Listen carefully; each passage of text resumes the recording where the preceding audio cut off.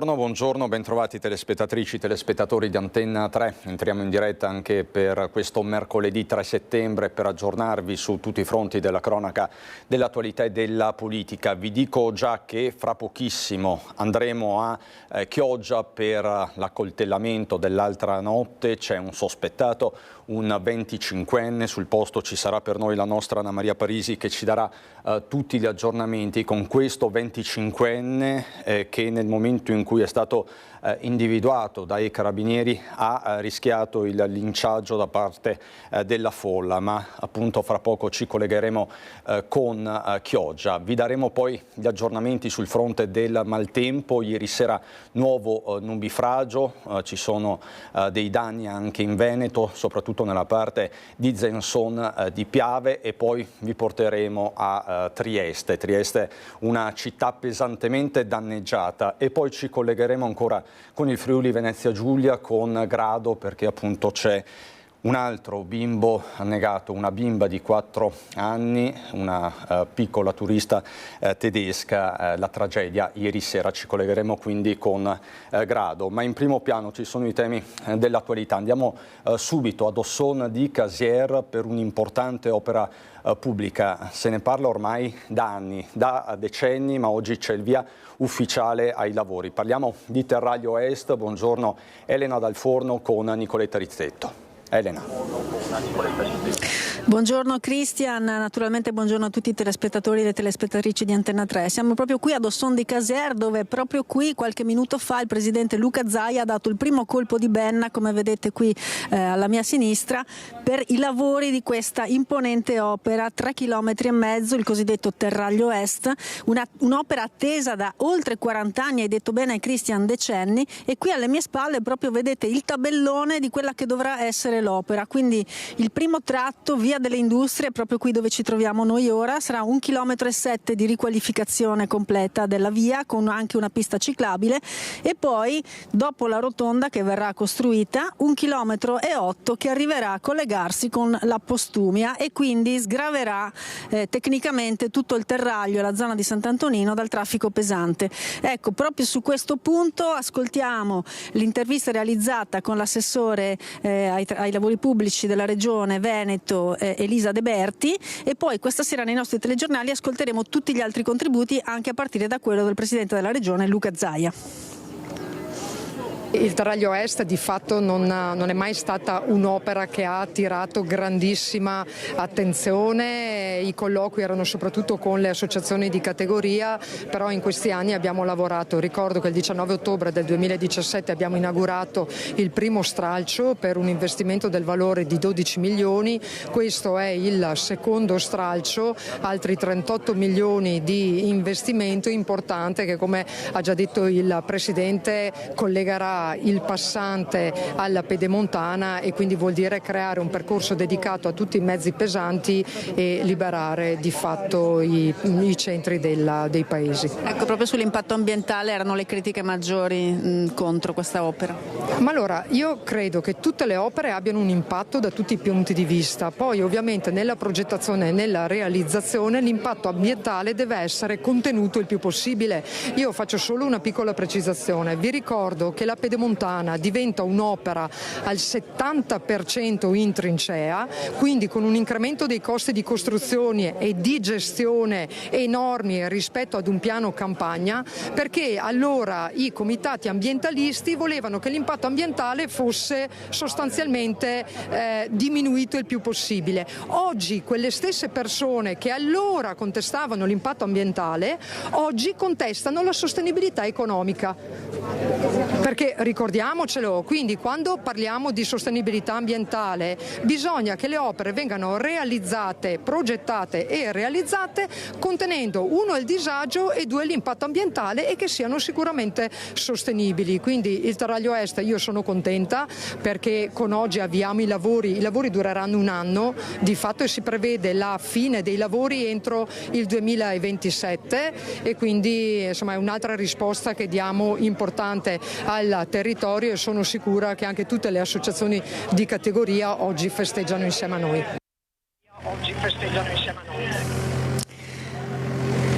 Eccoci Cristian, rientriamo qui per prendere di nuovo la linea e farti vedere uno dei tanti campi che saranno toccati da quest'opera. L'assessore De Berti ci ha detto che hanno trattato chiaramente con gli espropri, che sono quasi tutti completi e che hanno avuto anche grandi risposte positive da tutte le persone che sono state impattate da quest'opera. I primi colpi reali, diciamo, di costruzione del Terraglio Est si avranno fra qualche settimana, operazione che sarà conclusa alla fine di gennaio 2027. E ti restituisco la linea.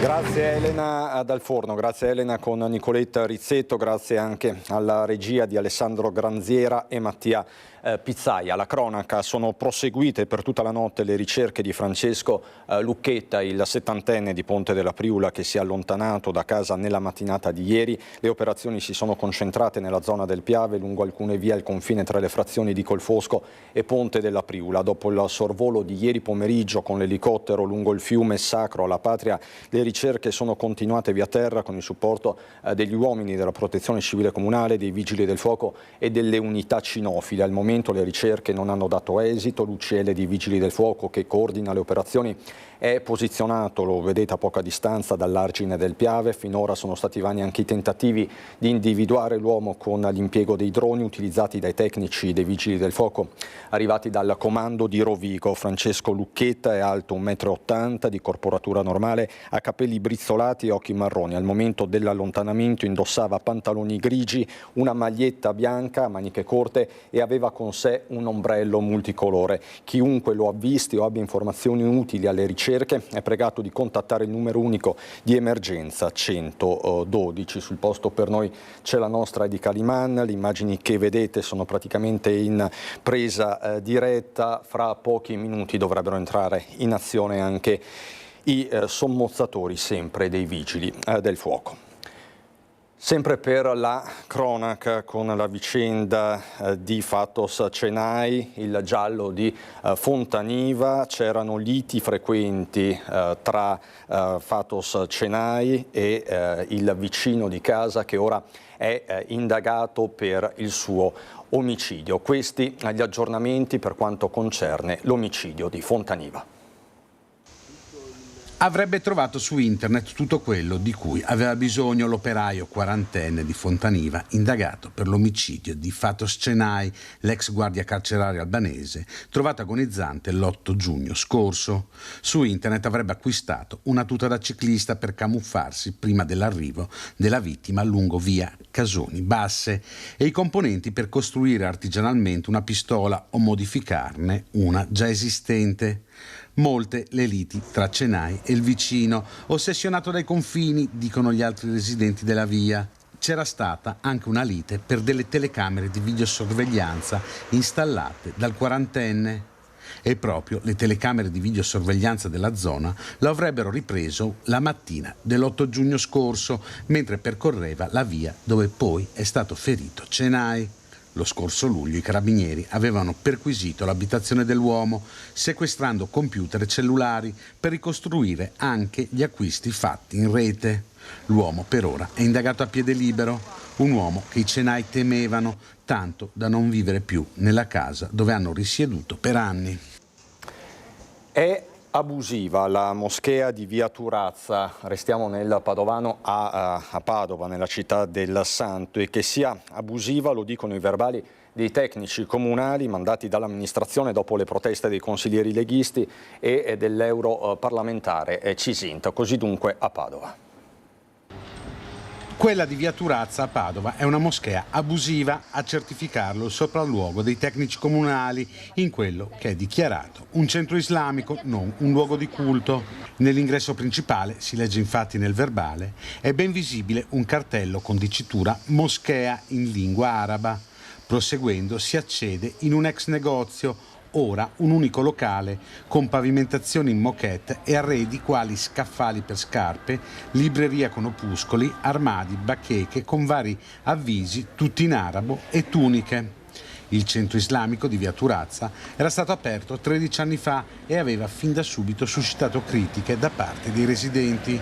Quest'estate anche l'eurodeputata leghista, già sindaco di Monfalcone, Anna Maria Cisint, aveva manifestato insieme agli esponenti locali della Lega davanti al luogo di culto per chiedere al sindaco Giordani di chiuderla. Per anni famiglie intere hanno vissuto sotto assedio, minacce, intimidazioni, schiamazzi a ogni ora, bambini senza sonno, quartieri ostaggio dell'illegalità. Noi della Lega, insieme alla consigliera Mosco, abbiamo rotto quel muro, la mia presenza costante a Padova, incontri con i residenti, pressioni sul sindaco e confronto con il prefetto. A luglio la diffida al sindaco. O chiudi la moschea o parte l'esposto. Oggi i sopralluoghi parlano chiaro. Quell'edificio è abusivo. Adesso il sindaco si assuma le sue responsabilità e la chiuda subito. Con un comunicato risponde l'amministrazione che sottolinea come la legge regionale definita antimoschea renda difficile l'apertura di luoghi di culto in zone urbane della città.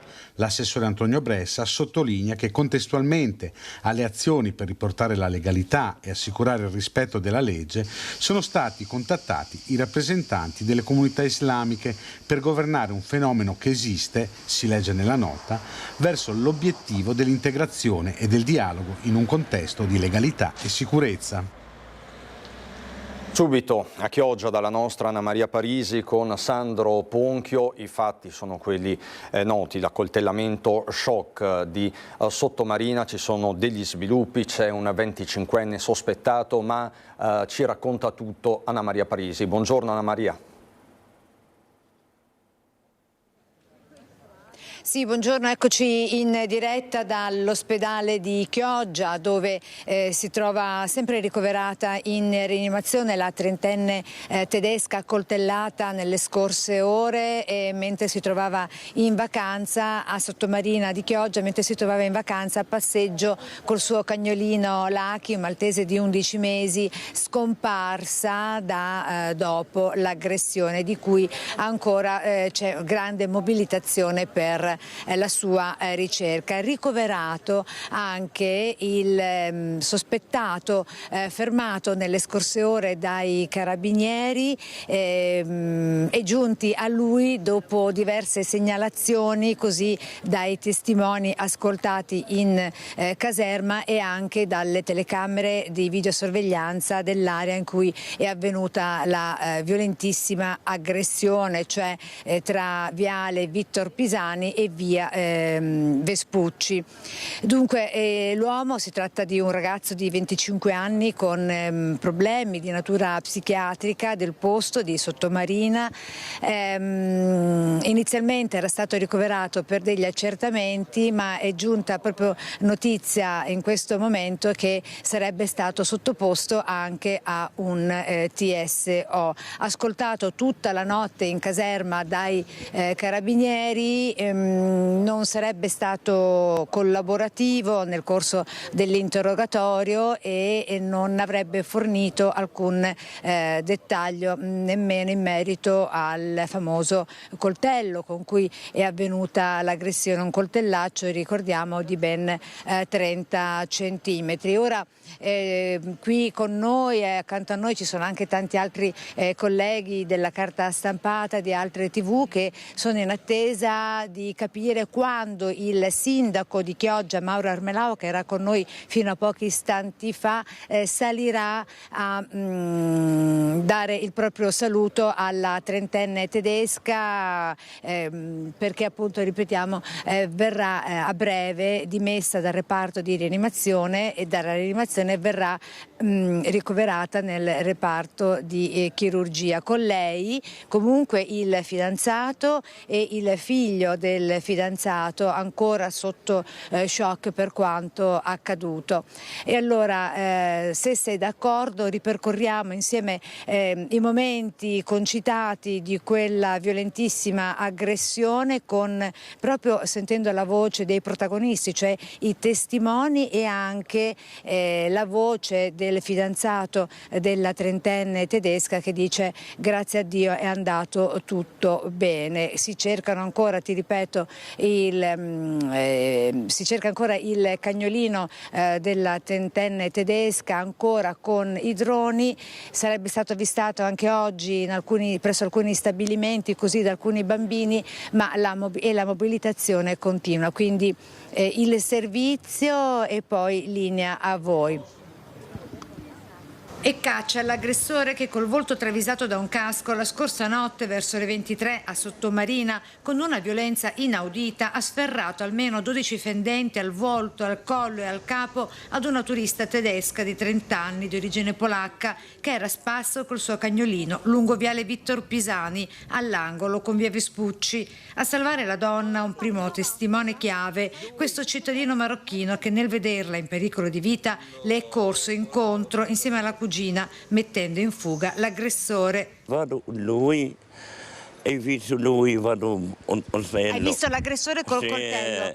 Quanto grande era questo coltello? Non sono così. Sei sicuro? Hai visto io, non è io, hai visto il coltello. Aggressore alto e robusto, così dalla descrizione sempre del testimone di origine marocchina, che poi lo avrebbe visto fuggire in sella ad una 2 rote parcheggiata nella vicina via Vespucci. È apparso una moto. La vittima, ricoverata in terapia intensiva e grave ma non in pericolo di vita, era arrivata dalla Germania da poche ore per una vacanza in famiglia. Alloggiava in un B&B a pochi passi dal luogo dell'aggressione con Michael, il compagno 33enne di lei, e il figlio 13enne di lui, entrambi ancora sotto shock. Non abbiamo sentito niente, stavamo dormendo, abbiamo sentito le sirene di ambulanze e forze dell'ordine e poi siamo andati in ospedale, raccontano. È stato terribile, dicono. Chi invece ha sentito le grida di aiuto della donna è stato il calciatore Alessandro Bellemo, venuto a trovare parte della famiglia. È stato lui, insieme al fratello Stefano, a chiamare i soccorsi, racconta quest'ultimo. E noi siamo stati lì 2 minuti perché l'ambulanza è arrivata proprio immediatamente insieme anche alle forze dell'ordine. Incredulità, sgomento e terrore qui da parte dei residenti sul luogo in cui è accaduto l'orrore, l'aggressione, all'origine della quale i carabinieri incaricati delle indagini non escludono alcuna ipotesi, nemmeno quella di un gesto da parte di uno squilibrato. Intanto continua la caccia all'uomo che ha seminato il terrore nel cuore di Sottomarina. Allora, andiamo con la cronaca, ancora una tragedia in mare con una piccola vittima. Siamo a Grado, per noi c'è la collega Laura Buccarella, la bimba annegata a 4 anni di nazionalità tedesca, se non sbaglio. Laura, buongiorno. Buongiorno, grazie della linea. Sì, ci troviamo al campeggio Villaggio Europa qui a Grado, dove ieri sera la vacanza di una famiglia tedesca è finita in tragedia per la morte della bambina di soli 4 anni nello specchio d'acqua, nello specchio di mare antistante proprio il campeggio. La dinamica dei fatti ora è al vaglio della Procura di Gorizia, che ha aperto un fascicolo, e sul posto è intervenuta subito la Guardia Costiera di Monfalcone, i carabinieri di Monfalcone e naturalmente anche i soccorsi sanitari, quindi del 118 con l'elisoccorso, ma purtroppo è stato tutto vano. Questa è la ricostruzione che abbiamo potuto fare questa mattina, sentendo le prime testimonianze. I genitori avrebbero perso di vista per qualche istante la bambina che si sarebbe allontanata. Subito sono scattate le ricerche con il personale del campeggio e con il bagnino, e purtroppo queste ricerche dopo circa un'ora di tempo si sono concluse con il ritrovamento della bimba appunto ormai esanime all'interno dello specchio d'acqua che sta proprio davanti al campeggio, un campeggio molto popolare, frequentato soprattutto da famiglie appunto di nazionalità tedesca oppure austriaca. La bambina è stata rianimata, hanno tentato tentato insomma, i sanitari di rianimarla per più di un'ora, però intorno alle 20:30 non hanno potuto fare altro che constatarne il decesso. Hanno tentato davvero in tutti i modi con la rianimazione, anche con alcune scariche elettriche, però purtroppo non c'è stato nulla da fare. Ora, come vi dicevo, è in corso un'indagine da parte della Procura di Gorizia per capire l'esatta dinamica di che cosa è andato così terribilmente storto in questa tristissima vicenda, in questa tragedia che appunto ha funestato la vacanza di inizio settembre di questa famiglia tedesca. Se avremo ulteriori particolari su quanto successo, naturalmente vi richiederemo la linea. Intanto ve la restituisco e per il momento è tutto qui da Grado. Grazie infinite Laura Bucarella, una tragedia che ricorda da vicino quella del piccolo Carlo Panizzo, il bimbo di Roncade, annegato subito poco prima di Ferragosto a Cavallino Treporti. Un'estate davvero difficile da questo punto di vista, con troppe piccole vittime. Ma noi rimaniamo nel Friuli Venezia Giulia, sconvolto dall'ondata di maltempo che si è abbattuta nella serata di ieri, soprattutto nella zona di Trieste. Queste le immagini e il raccontano che ci arrivano dalla città giuliana.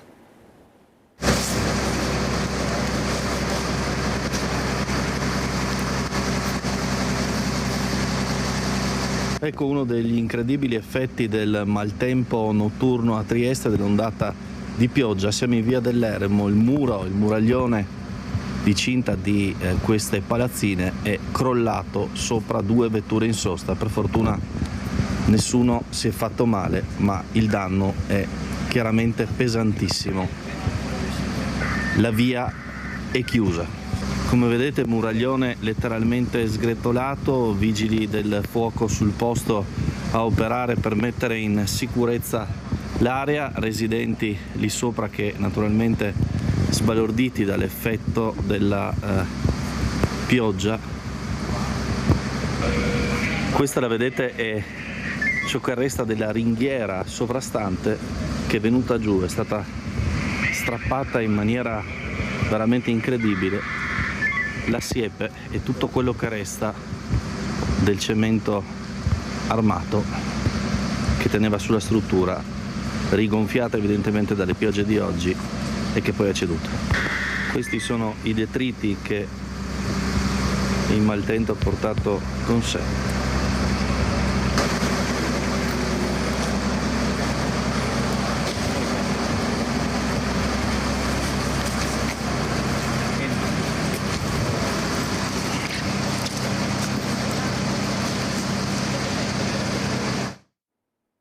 Così dunque a Trieste, una notte difficilissima, e noi siamo ritornati con Luisa Bertini e Simone Squarcina a Lonigo. Dopo l'ondata di maltempo di 24 ore fa la conta dei danni, che sono enormi soprattutto in agricoltura.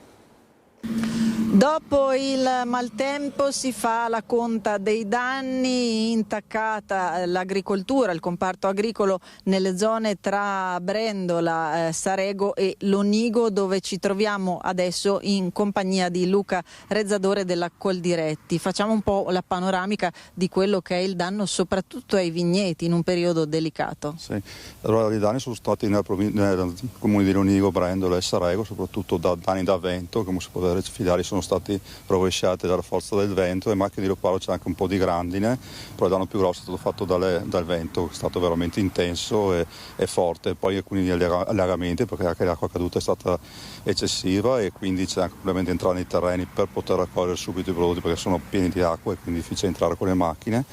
Quelli rovesciati purtroppo le aziende dovranno raddrizzarli, sostituire le strutture per poter permettere la raccolta nei prossimi giorni. Fortunatamente alcune varietà erano già state raccolte, si era nella fase principale con la raccolta delle uve di mente per maturazione e quelle tardive, e quindi perlomeno una parte del prodotto era già raccolto. Fortunatamente vediamo il bicchiere mezzo pieno. Ecco, lei dice danni un po' a macchia di leopardo, soprattutto intaccata la zona dei colli qui a Lonigo. Sì, anche i colli hanno subito, si è incanalato il vento, in alcune piccole zone ristrette ha fatto un po' più danni rispetto anche alla pianura in alcune zone. Comunque nella media ci sarà un danno del 20% e uno purtroppo ha preso un po' di più. Adesso si corre ai ripari e anche in fretta per rimettere a posto i filari, proprio perché la vendemmia è in corso. La vendemmia è in corso, bisogna addestrare i filari in fretta in modo da permettere la raccolta, in modo che l'uva, se anche è stata rovinata dal vento e quella poi di grande che è venuta, possa essere portata in cantina senza ulteriori danni. Ecco, io ringrazio il nostro ospite per essere stato con noi e per aver fatto con noi una panoramica di quelle che sono state le conseguenze del maltempo qui a Lonigo. Così dunque nel Vicentino, a Lonigo in particolare, dove è in corso la conta dei danni che è in corso anche a Zensona di Piave per l'ondata di maltempo, per la vera e propria bomba d'acqua che si è abbattuta sul territorio ieri sera con le squadre di protezione civile al lavoro accanto ai vigili del fuoco. Hanno lavorato fino a tarda notte, con loro anche il sindaco di Zensona di Piave, Daniele Dellanese, che adesso fa un aggiornamento. Ecco il sindaco. Sì, allora purtroppo ieri pomeriggio si è abbattuto sul territorio del comune di Zensona di Piave un nubifragio importante generato da un temporale autorigenerante che ha sostato un paio d'ore, più o meno dalle 5 alle 7, sopra il territorio comunale di Zensona, scaricando a terra nel giro di 30 minuti circa 60 mm di pioggia, che si sono poi sommate agli altri più o meno 40 venuti nella notte, portando ad un totale di 100 mm di pioggia sul territorio comunale. Inevitabili quindi delle situazioni di criticità che hanno visto l'allagamento di alcune strade, tra l'altro anche la provinciale 60, e tanti terreni agricoli inondati dall'acqua, e di conseguenza anche degli scantinati di alcune case, di alcuni condomini, che ci hanno visto poi chiamati in causa per le richieste di intervento e che ci hanno portato con i volontari, che ovviamente ringrazio sempre per la disponibilità e per l'altruismo che riservano al territorio comunale di Zensona di Piave, ad operare fino a circa mezzanotte, quando la situazione si è poi stabilizzata e anche i livelli idrometrici dei fiumi stavano ritornando alla normalità. Questa la lunga notte vissuta a Zensona di Piave, nelle parole del sindaco Daniele Dellanese, e noi adesso siamo pronti, ecco lo vedo, andiamo a Belluno dal nostro Fabio Fioravanti con Stefano Bozzi per la parte tecnica. Apriamo una pagina dedicata ai temi dell'attualità. Come sapete il governo, la Presidente Meloni ha annunciato un nuovo piano casa con un focus soprattutto sulle giovani coppie, ma sentiamo cosa ne pensano i costruttori bellunesi e non solo bellunesi. Fabio Fioravanti, buongiorno.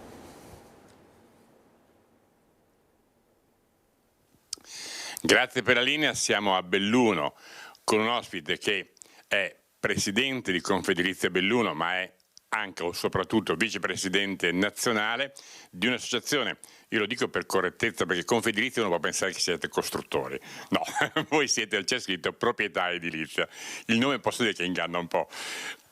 Beh no, non è vero, perché effettivamente io dico sempre, alla fine tuteliamo chi paga il conto, è il proprietario di casa, chi investe in edilizia. E siamo qui per parlare di un tema che riguarda i nostri telespettatori in tutte le province, perché è il piano casa del governo Meloni. Sì.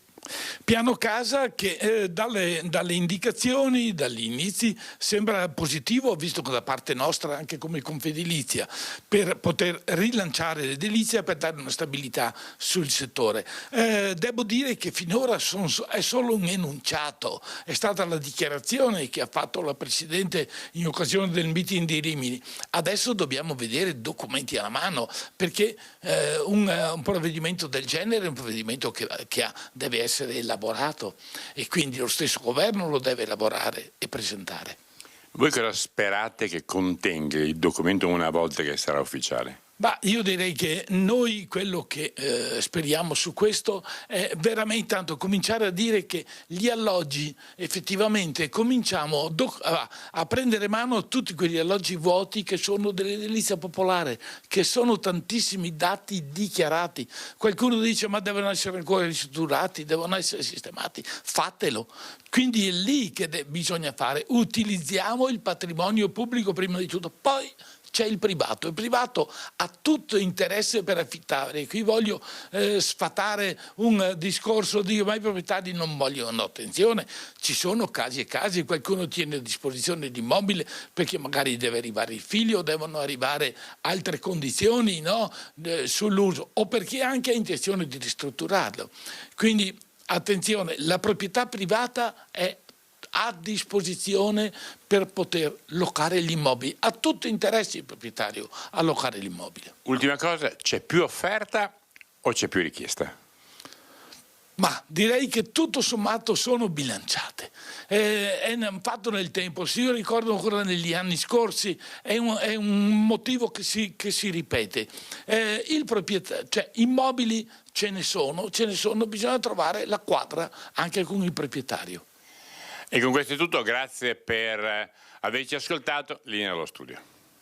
Grazie davvero Fabio Fioravanti, Stefano Bozzi, Michele Vigne per questa panoramica di estrema attualità. Io vi riporto alla cronaca immediatamente con una ultima ora, una nota che è arrivata pochi istanti fa dai carabinieri, dal comando di Treviso. Parliamo di una violentissima rapina ieri sul territorio di Resana. Vi do lettura della nota e poi chiaramente faremo tutti gli approfondimenti del caso. Nel pomeriggio di ieri i carabinieri della compagnia di Castelfranco Veneto hanno tratto in arresto in flagranza un 41enne di origini albanesi residente a Castelfranco Veneto e già noto alle forze dell'ordine, responsabile di una violenta rapina consumata poco prima in via Castellana di Resana. L'uomo aveva preso di mira una cinquantenne del posto appena uscita dal bancomat. Dopo averla colpita con schiaffi e cosparsa con spray urticante, le ha strappato la borsa tentando la fuga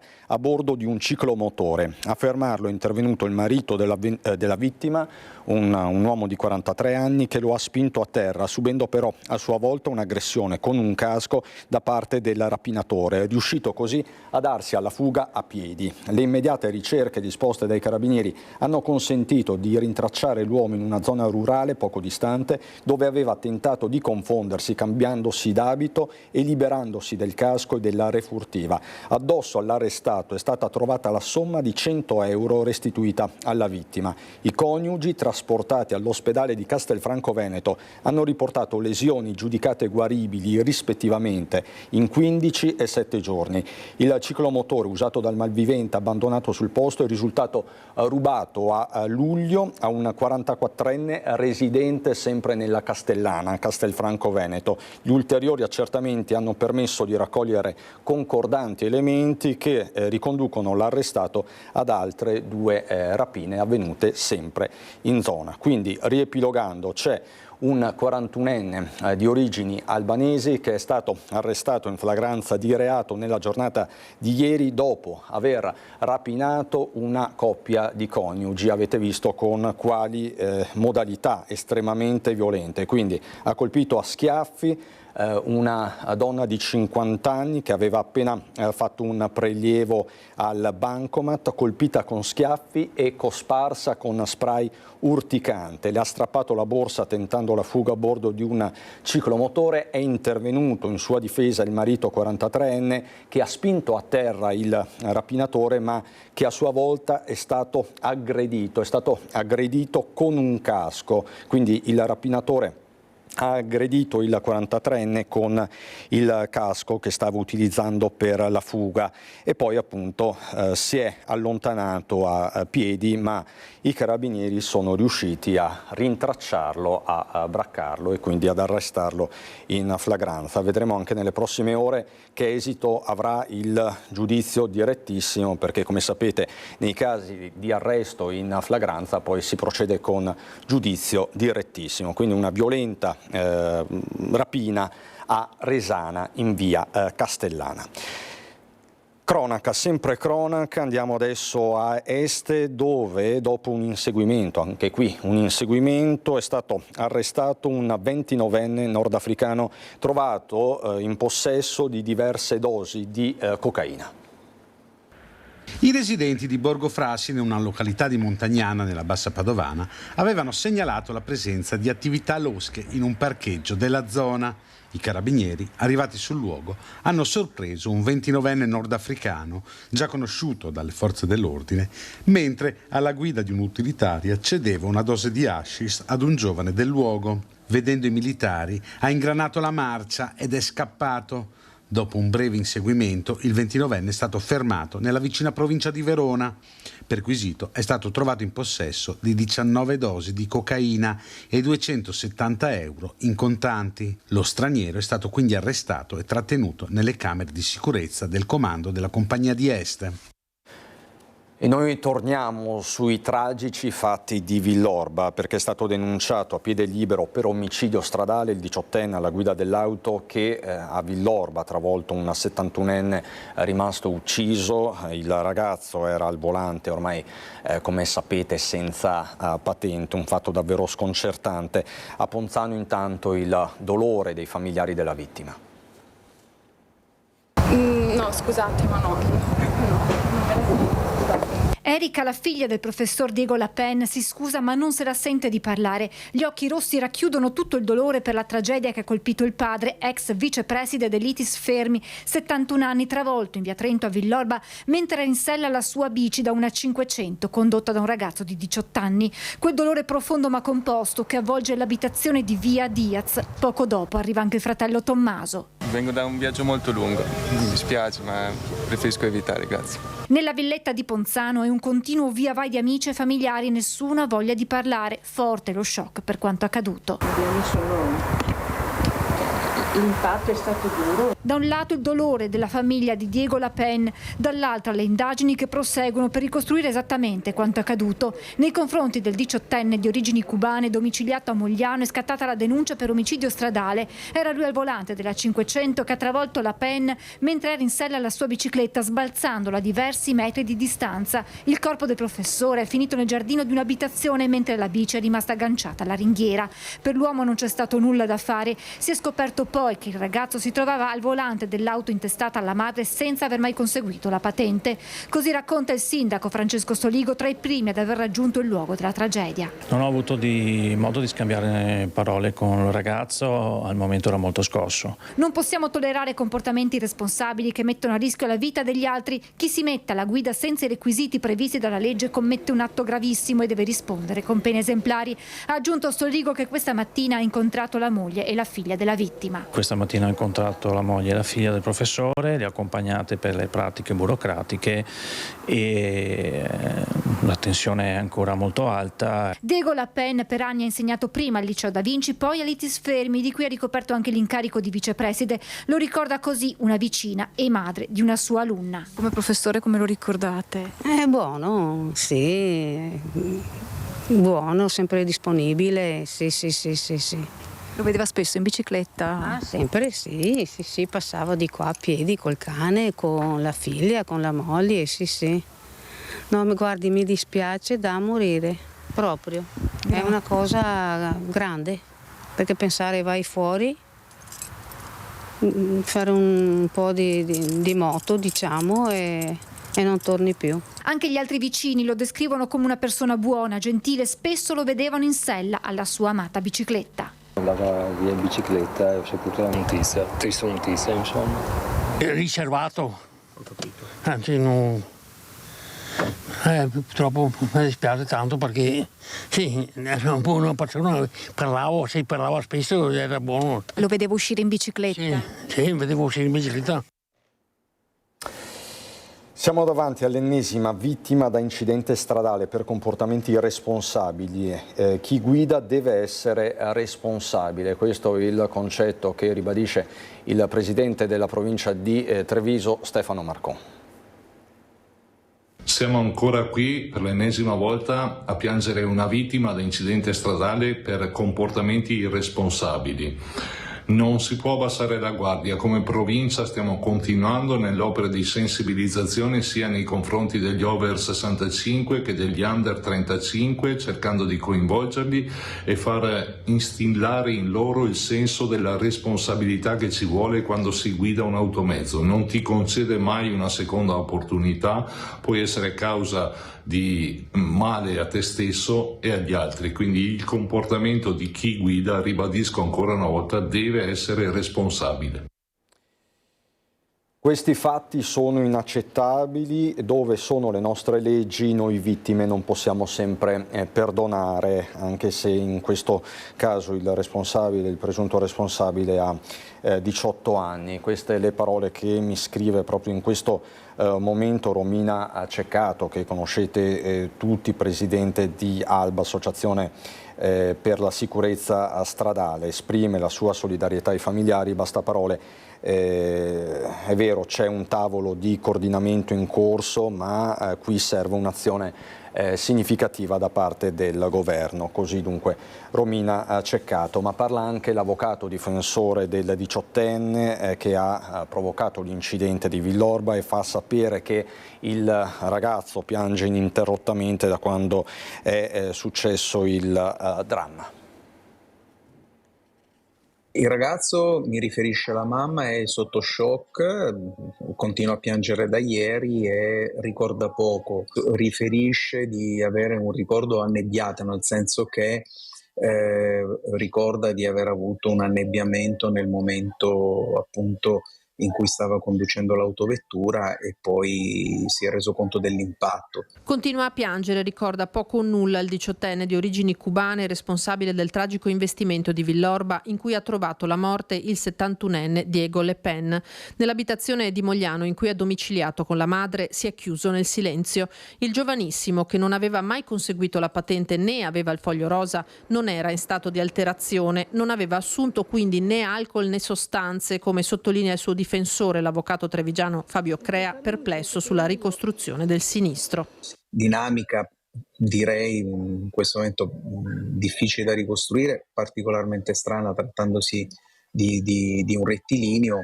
L'impatto è stato sicuramente violento, però diciamo al momento non è facile determinarlo con certezza, proprio per lo stato di shock del ragazzo che non riesce a ricordare perfettamente l'accaduto. La macchina è stata sottratta all'insaputa della mamma, quindi chiaramente la mancanza della patente e dell'abilitazione alla guida certamente può essere stato la concausa di una dinamica che al momento è difficile da comprendere. Sarebbe stata la prima volta che il ragazzo sottraeva la macchina alla madre. È stato un gesto improvviso che l'ha sconcertata, ha sentito che il ragazzo a un certo punto l'ha chiamata quando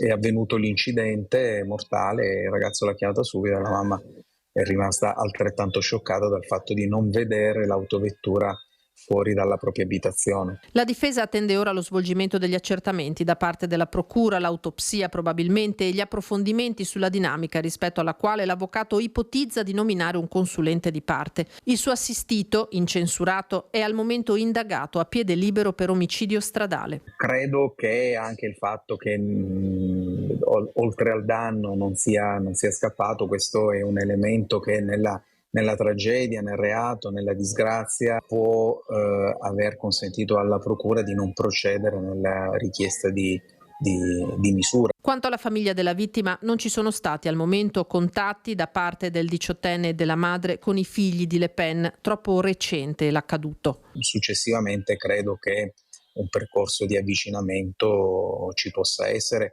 visto il rammarico che tanto la mamma quanto il ragazzo stanno provando in questo momento. E a essere sotto shock è l'intero mondo della scuola trevigiana. Diego Le Pen era un insegnante molto noto, molto ben voluto. Il ricordo del suo ex preside all'ITIS di Treviso, Sandro Corradini. Come vorrebbe che fosse ricordato il professor Le Pen?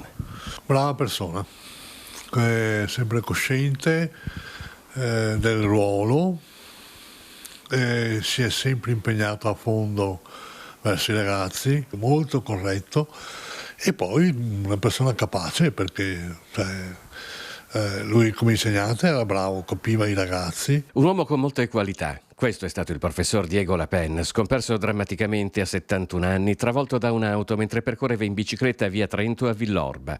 Dal 2013 al 2015 Sandro Corradini è stato preside dell'ITIS Fermi di Treviso, con La Pen vicepreside. Ma io La Pen lo conoscevo anche da prima, perché lui abitava qua dietro, qua vicino. Era amico di mia sorella, quindi ci conoscevamo da parecchio tempo. È stato anche il docente di matematica di mio figlio, quindi lo conoscevo bene. Del periodo trascorso assieme al Fermi, Corradini ricorda tanto. Per esempio quando l'istituto perse la specializzazione di perito tessile e loro, battendo burocrazie e difficoltà varie, riuscirono a salvare i primi telai che lavoravano con istruzioni su scheda che si trovavano a scuola. Li abbiamo trasferiti al Museo dell'Arte della Lana a Stia. Stia, comune di vicino a Firenze, dove c'è questo Museo dell'Arte della Lana che ha accolto i nostri telai jacquard. Sono finiti persi o buttati via, come se non vi fosse. Non hanno mai capito il valore storico importante di questi telai. Uno è finito, due sono finiti a Stia e uno è finito a Bolzano. Poi l'altra grande impresa che abbiamo fatto è stata quella di attivare l'ITS assieme a Rossi di Vicenza in meccanica meccatronica. Coi ragazzi poi c'è sempre stato dialogo. Quando fu proibito il fumo a scuola, Corradini e Le Pen si trovarono a fronteggiare un gruppo di studenti che contestavano il provvedimento fumando in ricreazione. Ci siamo messi là, abbiamo perso parecchio tempo in presidenza a parlare con loro, senza minacciarli di niente, insomma. Però alla fine hanno capito che forse era conveniente smettere di fare stupidaggini.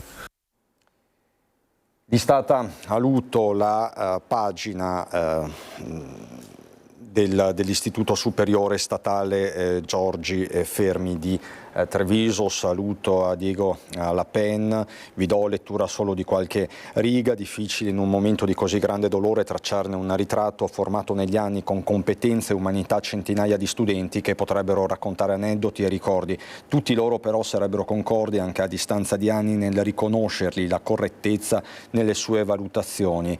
Amava le moto, le biciclette, viveva con passione la vita in tutte le sue sfaccettature. Vogliamo essere vicini a Silvana e ai figli, erano la sua forza, il suo orgoglio e il suo primo pensiero. Ci mancherà il suo sorriso, il suo sense of humor, il suo incedere così particolare. Grazie per l'impegno e la professionalità che hai donato alla scuola e agli studenti. Ciao Diego. Così dunque l'Istituto Superiore Statale Giorgi Fermi di Treviso. Veniamo alla paura, restiamo sulle strade del Veneto, sulle strade del nord-est, la paura vissuta dal sindaco di Cessalto Emanuele Crosato mentre era in sella alla sua bici lungo la strada che collega Jesolo a Cortellazzo. Proprio durante una gita quindi in bici è stato travolto da un furgone. L'autista non si è fermato ed è quindi caccia al pirata della strada. Un urto violento, la caduta sull'asfalto, l'impatto contro il guardrail. Così Emanuele Crosato, sindaco di Cessalto, è finito in pronto soccorso dopo essere stato investito da un furgone ieri sera mentre pedalava lungo il tratto tra Jesolo e Cortellazzo. Erano le 18:45 di ieri, stavo percorrendo in bicicletta, io sono un amatore della bicicletta e pedalo spesso. Ero in via Colombo a Jesolo, da Jesolo Paese in direzione verso Cortellazzo. Io tenevo rigorosamente la mia destra e un furgone di colore bianco, un furgone commerciale, mi ha urtato il braccio sinistro con lo specchietto e quel colpo mi ha praticamente fatto andare verso il guardrail e da lì sono caduto. E pensandola bene, insomma, e visto anche quello le notizie che abbiamo di questi giorni, mi è andata bene. Il conducente del furgone non si è fermato, ha tirato dritto lasciando Crosato a terra, dolorante ma cosciente. Il primo cittadino racconta quegli attimi di paura, mista e indignazione. Non ho nulla di rotto se non un insieme di botte. Stamattina sono andato dai carabinieri e ho presentato regolare denunciano. Polizia locale di Jesolo e carabinieri stanno passando al setaccio le immagini delle videocamere di sorveglianza della zona, 2 in particolare, con gli obiettivi puntati proprio nella direzione dell'impatto.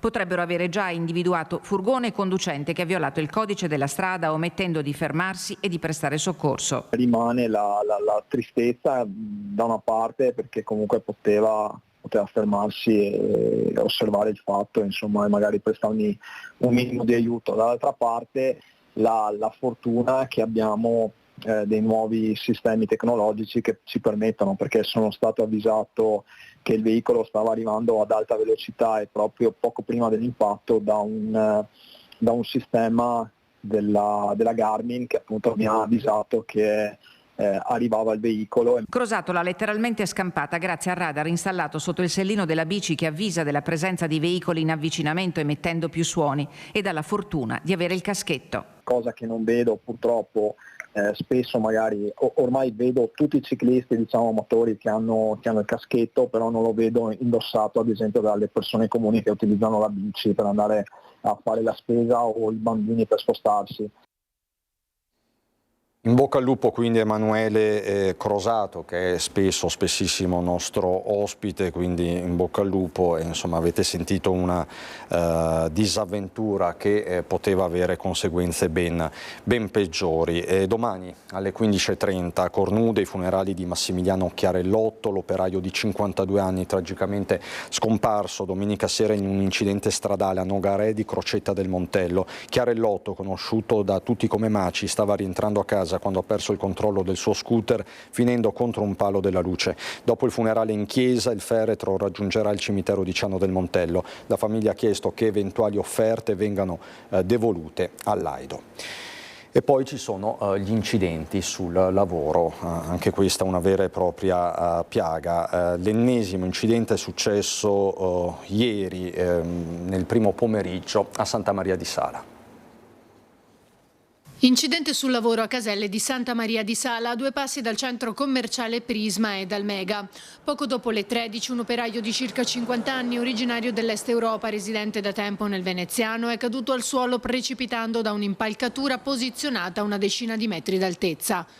È stato soccorso e trasportato con l'elicottero del 118 all'ospedale All'Angelo di Mestre, dove è ricoverato in gravi condizioni. Sul posto, nel frattempo, sono giunti anche i carabinieri e gli ispettori dello Spisal dell'ULSS per verificare la dinamica. Dalle prime informazioni sembra che al momento della caduta l'operaio stesse svolgendo delle operazioni sul tetto di uno stabile. Ogni giorno verifichiamo un bollettino e nel complesso la situazione è intollerabile, il commento della CISL di Venezia. Troppe morti e altrettanti infortuni gravi sul lavoro. Bisogna unire le forze contro una piaga che non può essere sempre fatale. Serve un patto sulla salute e sicurezza che rilanci le ispezioni sui cantieri, la prevenzione e la formazione attraverso una strategia dalle forze sociali. 12 cittadini stranieri irregolari accompagnati alla frontiera per il rimpatrio su disposizione della questore di Treviso Simone nel mese di agosto, tra loro un 34enne che per non venire espulso ha organizzato persino un matrimonio combinato.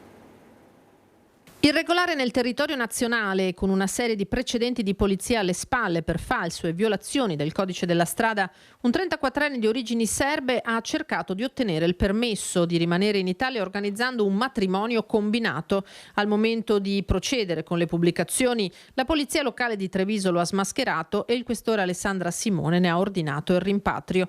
Non si tratta del solo accompagnamento alla frontiera eseguito dalla Polizia di Stato nel mese di agosto. I provvedimenti di espulsione sono stati ben 12 e hanno interessato cittadini stranieri ritenuti pericolosi per l'ordine e la sicurezza pubblica. Rimpatrio immediato per un 23enne albanese, responsabile di alcune rapine in strada commesse tra il 2021 e il 2022 tra Treviso e Venezia, per le quali aveva già scontato 2 anni di carcere. Stessa sorte per un 38enne kosovaro condannato per spaccio di droga a Vicenza e per 2 cittadine cinesi di 44 e 47 anni, irregolari sul territorio, scoperte a lavorare in 2 centri massaggi della Marca.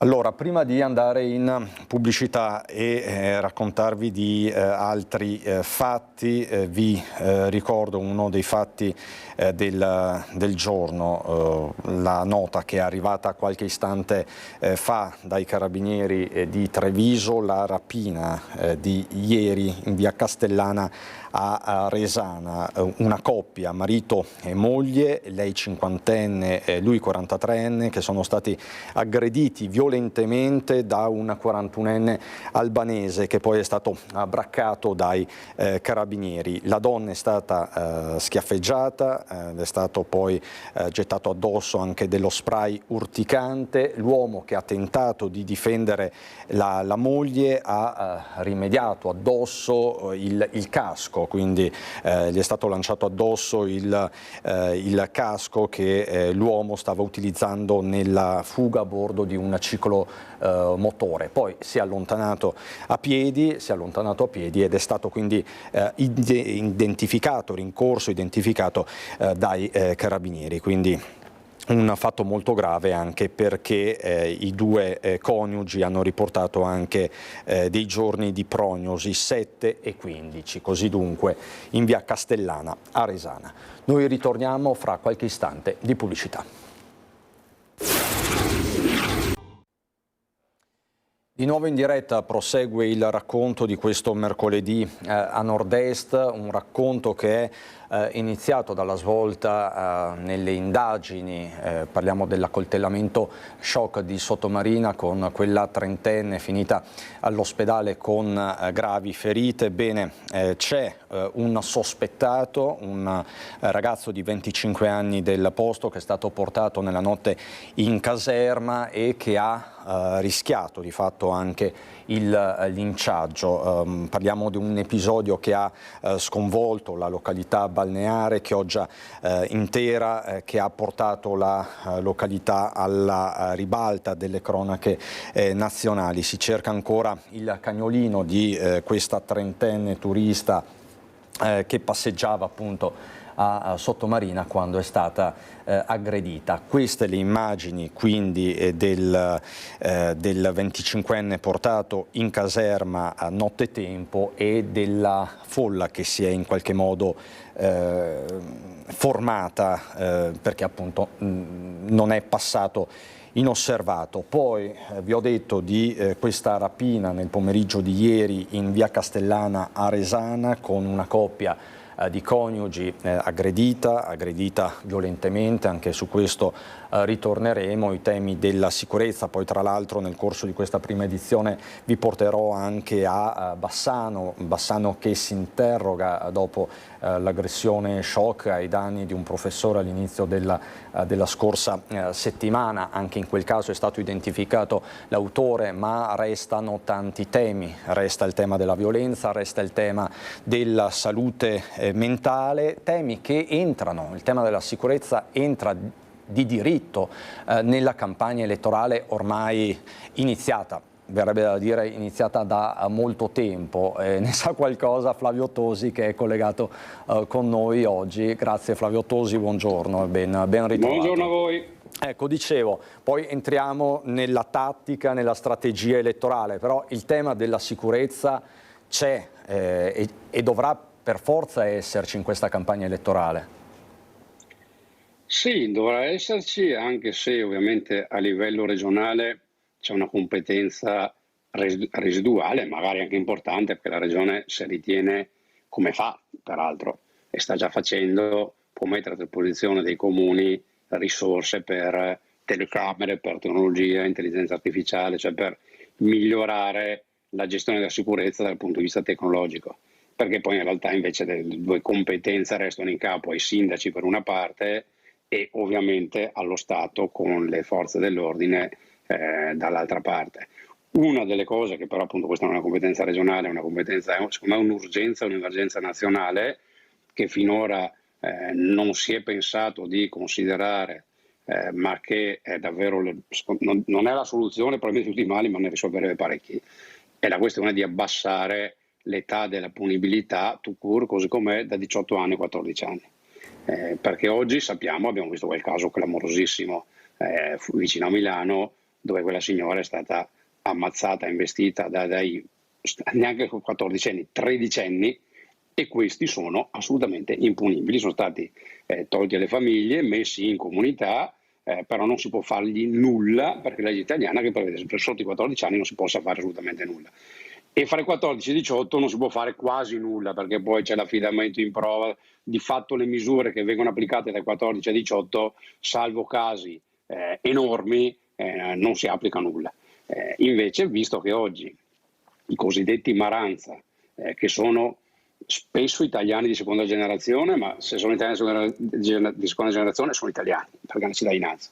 E quindi, dicevo, questi sono cittadini fra i 14 e i 18 che approfittano sistematicamente del fatto di essere fra i 14 e i 18 perché sanno di essere sostanzialmente impuniti ed impunibili, e quindi la prima cosa, che però ripeto è un tema nazionale ma urgentissimo, oltre a tante altre cose giuste, ma abbassare dicevo tu, nel senso senza sconti, senza differenze, applichi quello che applichi dai 18 su, lo applichi dai 14 in su, perché oggi quelli che si comportano così sono probabilmente delinquenti più formati che non gli adulti, perché sono efferati e ferocissimi. Quindi io l'ho sintetizzata così: serve una stretta antimaranza, serve abbassare l'età della punibilità. Insomma, è un tema. Perché sono diventati un problema per tutte le città, perché sanno di essere impunibili, quindi è chiaro che ci può essere un atteggiamento dell'amministrazione, del sindaco di un certo tipo, quindi gli, passate il termine, rompi le scatole, li porti al comando, li identifichi, cioè cerchi di dissuaderli, ma poi in realtà questi sanno che alla fine lo Stato non gli può fare nulla o quasi, e questo deve finire.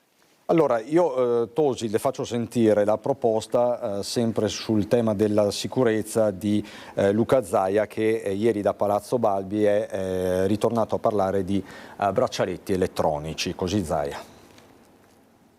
Io spero che il Parlamento affronti questo tema, e che mi sono sentito dire che i braccialetti ce ne sono pochi, li compriamo noi, ci mettiamo a disposizione per fare un progetto sperimentale e mettiamo in scheda anche per i braccialetti. Il presidente Zaia torna a parlare della sua proposta di introdurre il braccialetto elettronico per i borseggiatori recidivi, una delle piaghe che affligge Venezia ormai da anni.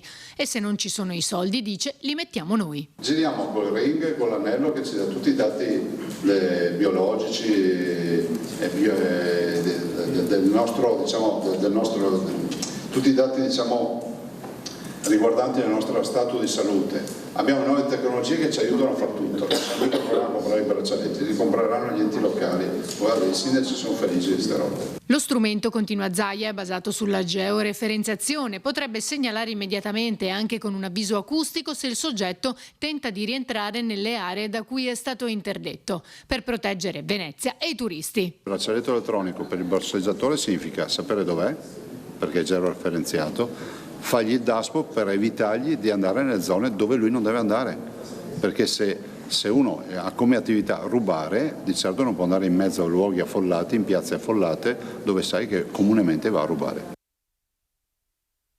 Così condivide questa proposta di Luca Zaia, questa impostazione. Poi lei faceva una premessa: purtroppo la Regione ha competenze limitate in materia di sicurezza. No, condivido, cioè qualsiasi provvedimento vada nella direzione di reprimere, perché qua si parla giustamente di repressione, poi c'è tutta la fase rieducativa, tutta quella parte che è doverosa, che è prevista anche dalla Costituzione, ma prima di tutto quando uno commette un reato va represso. E quindi tutto quello che va nella chiave della prevenzione, della repressione, è una cosa che va sostenuta. È chiaro che a Venezia quel fenomeno è molto peggio che altrove, perché c'è anche a Verona, come a Vicenza, come a Padova, a Treviso, eccetera. Però è chiaro che una città iperaffollata come Venezia diventa la manna per i borseggiatori, per i cosiddetti ladri con destrezza, e quindi un provvedimento che consente di dasparli, quindi impedirgli l'accesso e verificare se accedono, e quindi in quel caso poi scatta il carcere, sarebbe un provvedimento giusto, perché appunto, ripeto, non si può avere nessuna tolleranza verso determinati comportamenti. Ecco, vede Tosi, ho trovato un punto di contatto tra lei e Zaia, perché insomma questa è quasi una notizia. Ci sono alcuni problemi che sono i conti della Pedemontana, che ahimè non tornano perché costa molto di più alle casse dei veneti di quanto dovrebbe, e alcune liste d'attesa, cataratta, protesi, alcuni tipi di diagnostica che oggettivamente oggi sono fuori controllo. Ma non è che questa è una critica, sono constatazioni di dati di fatto. Lei si limita a constatare, poi c'è tutto il tema che è molto complesso, ma noi stessi abbiamo diverse segnalazioni della mappatura dei NEI. Se ne sta parlando tanto anche di questo. Lì c'è stato, non ho ben capito se è un fraintendimento, una forzatura, perché in realtà in alcune USL c'è un atteggiamento, in altre no. Fra l'altro è ovviamente inaccettabile per i veneti che vengono trattati diversamente da altri, perché so che in alcune USL non è cambiato nulla. In alcune altre invece è stato divulgato una nota dove dice la mappatura dei NEI non fa più parte dei provvedimenti di prevenzione, quindi uno se la deve pagare. A parte che sono anche, ecco, se si parla di lista d'attesa, questo è uno di quei casi in cui la lista d'attesa è tanto lunga, però è evidente che la mappatura dei NEI è prevenzione, perché se c'è una patologia oggettivamente pericolosa, sono i melanomi, sono i tumori che derivano dalla degenerazione dei nevi, più che nei, insomma, poi il termine scientifico è quello, dalla degenerazione dei nevi, perché sono pericolosi, molto pericolosi, perché sono quasi sempre maligni e potenzialmente molto pericolosi. Senta Tosi, diciamo che a livello di programma lei dice su Pedemontana, Veneta e su liste d'attesa la prossima amministrazione regionale dovrà comunque garantire una discontinuità, perché così non va bene. Bisogna metterci organizzazione e risorse. Organizzazione perché se oggi abbiamo pochi medici, pochi infermieri e pochi operatori sociosanitari, devi comunque organizzare diversamente tenendo conto che hai scarsità di personale. Devi metterci risorse sia per risolvere questi problemi, perché il personale per tenerlo bisogna anche incentivarlo, sia con la qualità della vita sia con una risorsa economica. Quindi se per determinate professioni uno scappa via, bisogna evidentemente modificare i contratti e aggiungere risorse. E qua non è che uno dice vabbè, le risorse dove le trovi? Io faccio un esempio e do anche qua dei dati. Noi siamo per vanto del governo regionale l'unica regione tax free in Italia, nel senso che non abbiamo aumentato l'addizionale IRPEF da 15 anni a questa parte, mentre tutte le altre 19 regioni hanno fatto. Quindi potrebbe essere che o noi siamo gli unici bravi, svegli e furbi in tutta Italia, o forse siamo quelli che hanno sbagliato. Faccio un esempio perché appunto bisogna dare anche i dati. La regione Lombardia, che sono 10 milioni di abitanti, ogni anno incassa 800 milioni di addizionale IRPEF. Per il Veneto sarebbero 400 milioni, non siamo esattamente la metà della Lombardia, siamo 5 milioni. Dove li mette queste risorse la Lombardia? Li mette tutte e solo sul sistema sociosanitario, come fanno le altre regioni. Sono soldi aggiuntivi che la Lombardia, oltre ai soldi dello Stato distribuiti alle regioni attraverso il Fondo Sanitario Nazionale, la Lombardia ci mette quasi 1 miliardo di suo con l'addizionale IRPEF. Uno dice vabbè, prendi i soldi ai cittadini. Bisogna capire come spendono oggi i veneti per capire se forse l'addizionale dell'IRPEF è un ragionamento che bisogna fare, ripeto, come hanno fatto tutte le altre regioni e tutte mettono i soldi sul sociosanitario.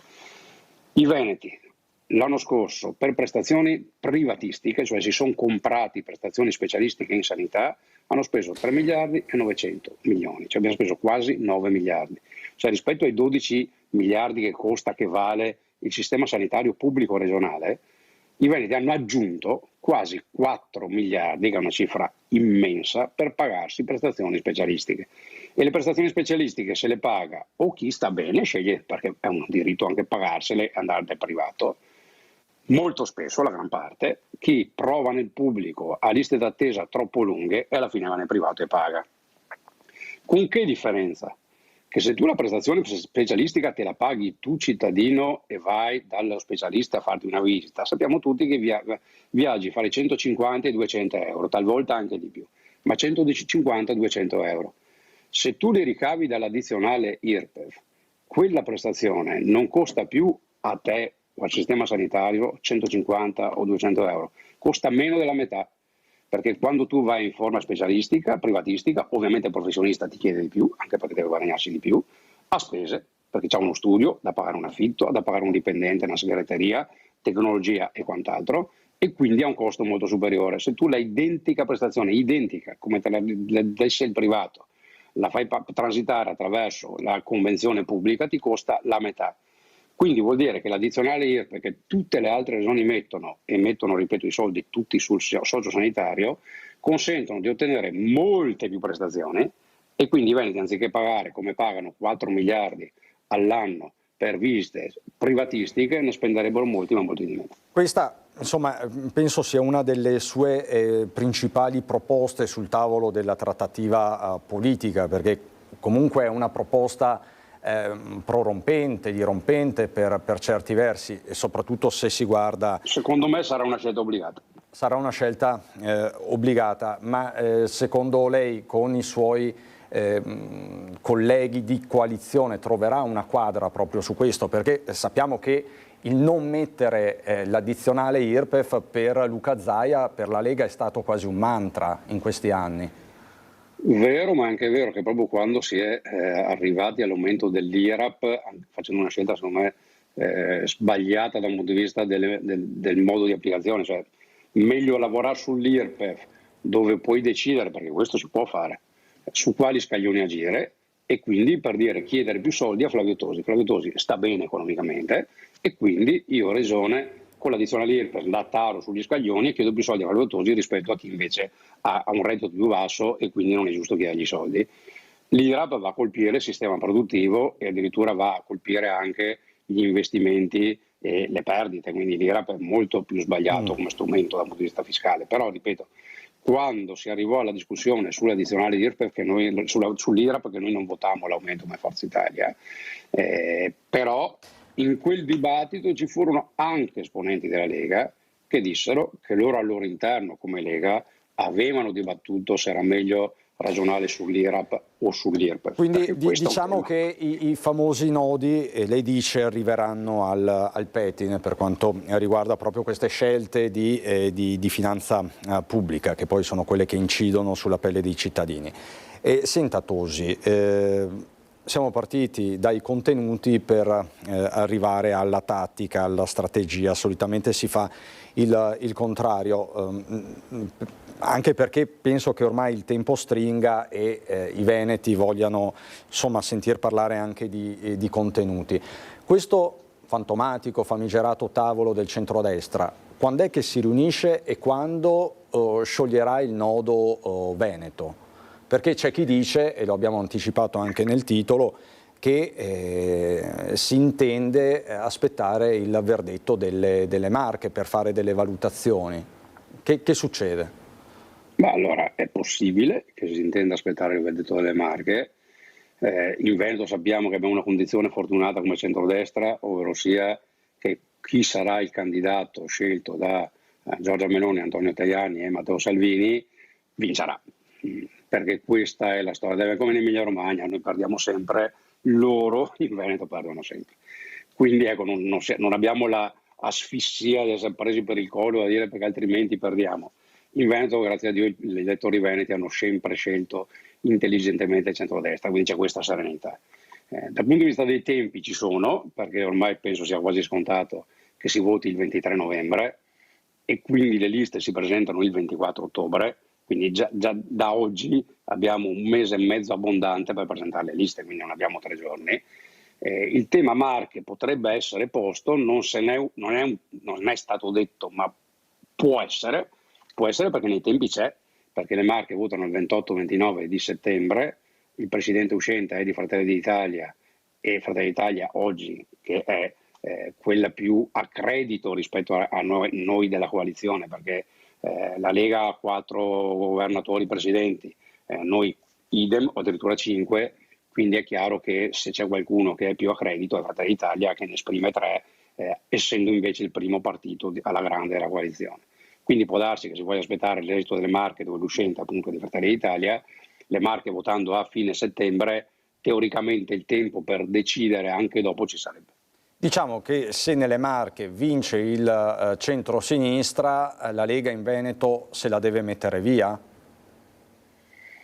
Allora, se fosse quello, perché nessuno sa se è così, nel senso che la decisione sui tempi ovviamente il player, sia perché è il Presidente del Consiglio, sia perché è il capo del primo partito della coalizione, è Giorgia Meloni, è lei che convoca le riunioni come giusto, cioè ne ha il diritto. E quindi appunto non è dato sapersi se la decisione sia quella di aspettare le Marche. Così fosse, può essere plausibile quel ragionamento che avete fatto, ovvero sia se Fratelli per sfortuna, perché Prato è bravo a Quaroli, ma sai, quando si può bisogna dare l'affluenza e tante cose, se per caso succedesse quello che non dovrebbe succedere, è più probabile che, ripeto, se è questo lo scenario, che Fratelli dica allora a quel punto noi che siamo già pesantemente a credito, il Veneto viene ovviamente a noi, che potrebbero dirlo comunque perché alle ultime europee Fratelli d'Italia in Veneto ha preso il 37,5%, la Lega ha preso un po' meno del 13%, noi abbiamo preso un po' meno del 9%, cioè Fratelli ha surclassato come voti sia noi di Forza Italia che la Lega, quindi se Fratelli dicesse il candidato del Veneto aspetta a noi, non è che ci sarebbe tanto da meravigliarsi, sinceramente. Indipendentemente quindi dalle Marche, come lei sta dicendo ormai da mesi, però Tosi vorrei farle sentire delle dichiarazioni pronunciate dal suo collega europarlamentare, non di partito chiaramente perché è della Lega, Vannacci, che sul Veneto dice delle cose molto molto chiare. Sentite Vannacci.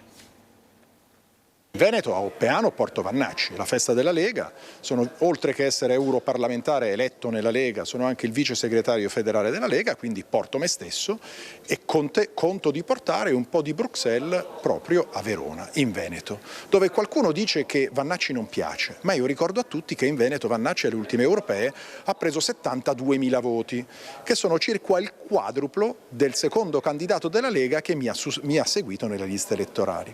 Quindi, come dire, prima di esprimere dei giudizi bisogna informarsi. In Veneto certo che porterò la mia esperienza e il mio contributo per fare in modo che la Lega abbia il miglior risultato possibile alle prossime elezioni e poi quelli che saranno i candidati, come ho già detto, non sono ancora stati formalizzati, ma seguiremo quelle che saranno le indicazioni del partito e faremo in modo che la Lega continui a essere estremamente importante e imprescindibile nella regione del Veneto. E Tosi, cosa significa porterò la mia esperienza in Veneto? Ci sarà una lista Vannacci anche? No, non credo che sia questa l'intenzione del generale Vannacci.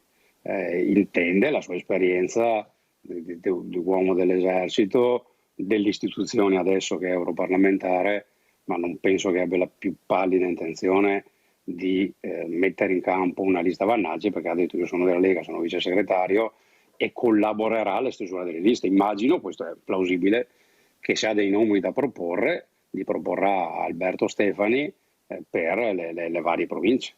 Senta Tosi, le faccio una domanda quasi di psicologia politica. Lei conosce per ovvie ragioni il mondo della Lega. I leghisti veneti in questo momento sono più Zaiani, Vannacciani, Salviniani? Chi è il leghista veneto? A chi risponde? Allora, i leghisti veneti storicamente sono i famosi salviniani, Zaiani, perché c'è un'anima di Lega che è sempre stata più movimentista e un'anima più governativa, da sempre, da quando c'erano Bossi e Maroni, per capirci, quindi insomma dall'inizio della Lega. Vannacci è una cosa diversa, ha dei valori, delle posizioni diverse da quelle storiche della Lega, molto più a destra, ma tanto più a destra. Del resto lui si atteggia volutamente da neofascista, quindi con Bossi andrebbe a cazzotti uno come Vannacci, e quindi è chiaro che è un qualcosa di molto diverso da quello che è la Lega tradizionale. E lei Tosi, le chiedo proprio in 30 secondi, poi ci sarà modo di ritornare, a chi si rivolge? E a chi si rivolgerà nei prossimi mesi? Noi siamo Forza Italia, ci rivolgiamo alla maggioranza assoluta dell'elettorato veneto, perché l'elettorato veneto, votando nel tempo, prima la DC, poi Forza Italia, poi la Lega, poi Fratelli d'Italia, ma l'elettorato veneto ha una impostazione sostanzialmente moderata, di non cercare urla, strepiti, grida, litigi, parole inutili, ma concretezza, capacità di governo, serietà, affidabilità. Noi ci rivolgiamo a quella parte dell'elettorato che è largamente maggioritaria nella nostra regione. Grazie Flavio Tosi, torneremo chiaramente ad aggiornarci presto. Grazie Tosi, europarlamentare e coordinatore regionale per il Veneto di Forza Italia. Qualche secondo di pubblicità e ritorniamo.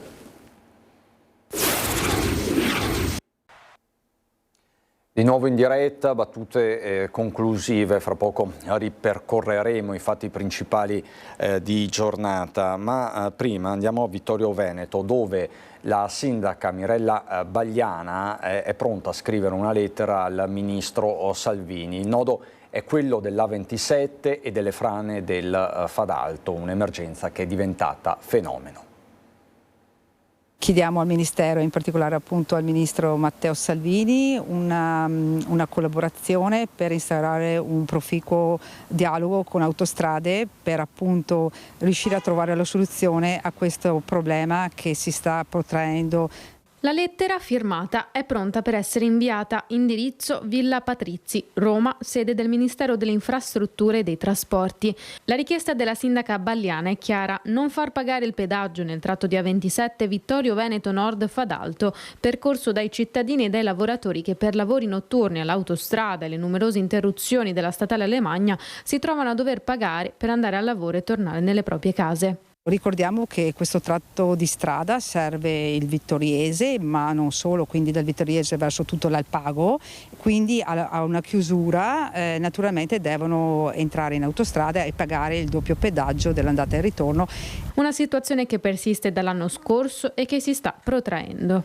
La frequenza con cui viene chiusa l'Alemagna sta aumentando e soprattutto siamo preoccupati per l'inverno perché poi i fenomeni piovosi aumenteranno e quindi diciamo che i sensori che sono stati applicati da ANAS sul corpo franoso sono molto sensibili e quindi molto spesso aumenta la chiusura della strada.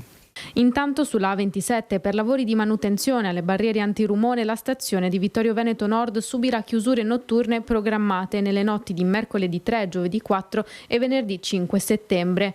Una lettera, quella inviata dalla sindaca Bagliana, che ha trovato il sostegno di ogni parte politica. Mi sono confrontata anche col parlamentare Gianangelo Boff e con il consigliere regionale Razzolini, che sono intervenuti anche loro su questa questione e siamo tutti uniti per cercare una soluzione al di là appunto del colore politico. Mi attendo una risposta di buon senso.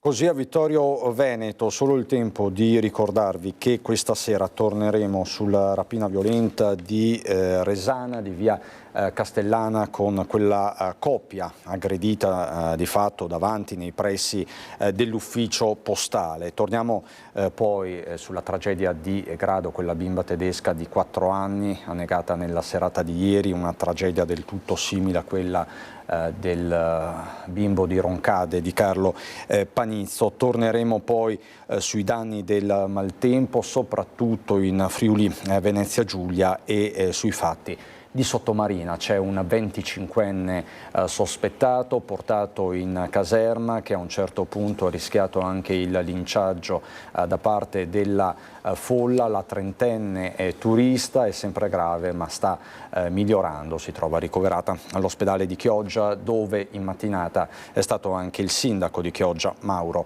Armelao. Rientriamo quindi alle 18:30 con l'edizione regionale, 19 Venezia, 19:30 Treviso con Belluno, subito dopo la sigla c'è il meteo e poi il film drammatico del 2007, Un'altra giovinezza. Grazie alla regia di Alessandro Granziera e Mattia Pizzaia, grazie a tutti voi per la cortese attenzione, buon proseguimento.